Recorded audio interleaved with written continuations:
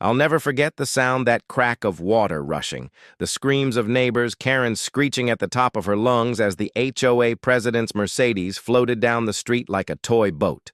Cops were yelling, people were grabbing their kids, and all eyes turned on me, the crazy guy with the cabin.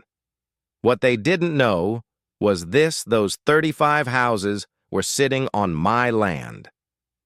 They thought their HOA rules meant something, but in that moment, I reminded them who really owned this place, and all it took was opening the dam. I moved out to the edge of the lake because I wanted peace. My cabin sat tucked between tall pines, with the sound of loons echoing at night and deer grazing by dawn.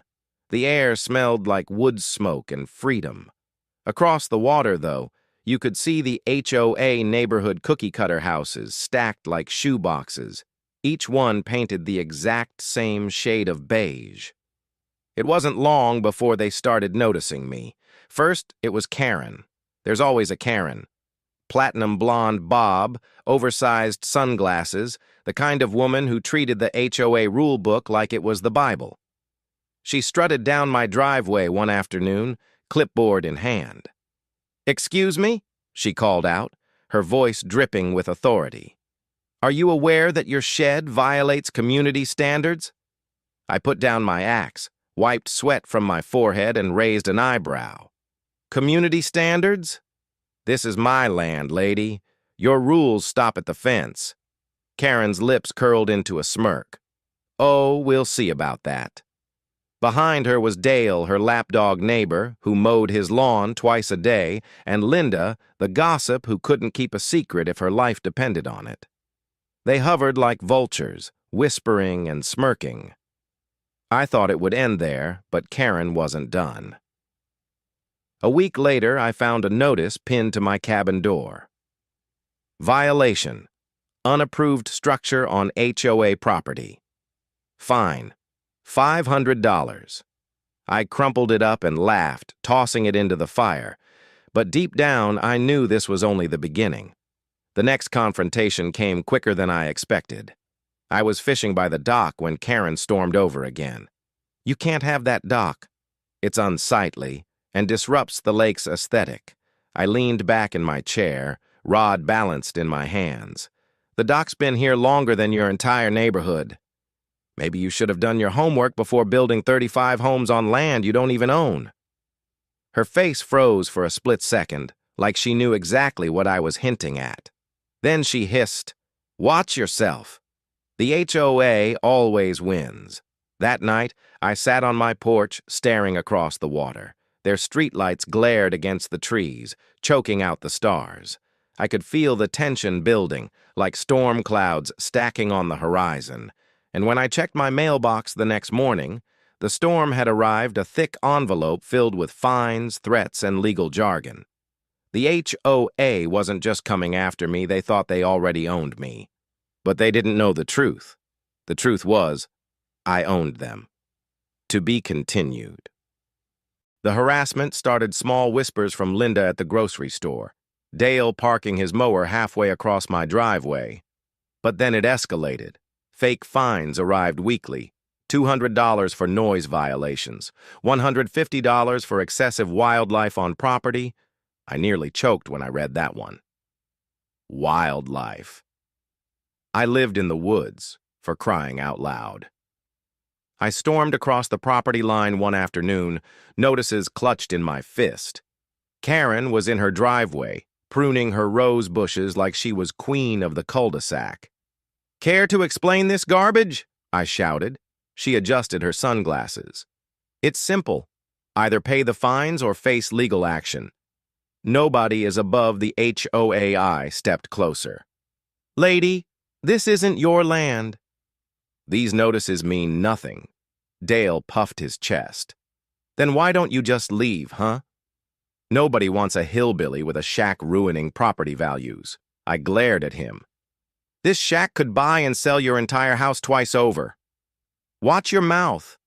But they just laughed, the kind of laugh that cuts under your skin. The emotional toll hit me harder than I expected. Nights used to be peaceful. Now, Every time I heard a branch snap outside, I wondered if Karen had sent someone snooping around. Once, I caught Dale on the edge of my yard with a measuring tape. "What the hell are you doing?" I barked. He stammered, "Just verifying boundaries." HOA business. "Step foot past that marker again and it becomes my business," I warned. The turning point came when I received a certified letter. It wasn't a fine this time, it was an official claim. The HOA was asserting ownership of the very land under my cabin. I read the words over and over, my blood boiling. They were either blind or stupid, because tucked away in my grandfather's old lockbox was the deed, the original survey maps, signed and sealed, giving me ownership of not just my cabin, but the dam upstream. The dam nobody remembered. The dam that held back an entire lake, feeding the creek that ran through every backyard of their perfect little neighborhood. And suddenly, I realized I held the one card the HOA couldn't touch. The day of reckoning came when Karen marched up my driveway with 2 cops in tow. She was grinning like a cat with a trapped mouse. "This is it," she declared. "You're being evicted. The HOA owns this land now."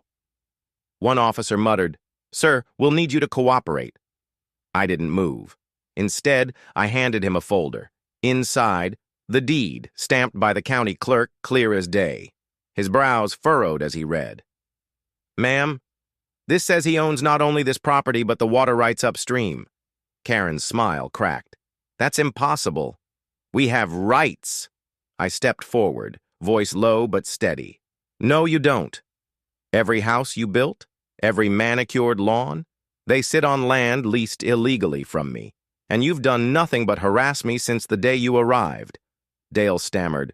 "We didn't know." I cut him off. "Didn't know? Or didn't care?" Karen's face turned red. "You wouldn't dare challenge the HOA. We'll bury you in court." That's when I pulled out the photographs, the ones of the dam, the rusted wheel, the heavy floodgate. "See, Karen, here's the funny thing. You all built your homes below a dam you don't own, and I've been very patient. But patience has limits," she sneered. "You're bluffing." I leaned in close. "Try me."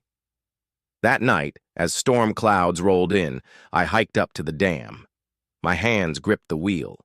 The metal groaned as I cranked it open, and then the water came. I stood on the ridge, watching torrents surge through the creek, swelling into their manicured streets. Lights flickered out, sirens wailed. Karen's voice shrieked somewhere in the chaos.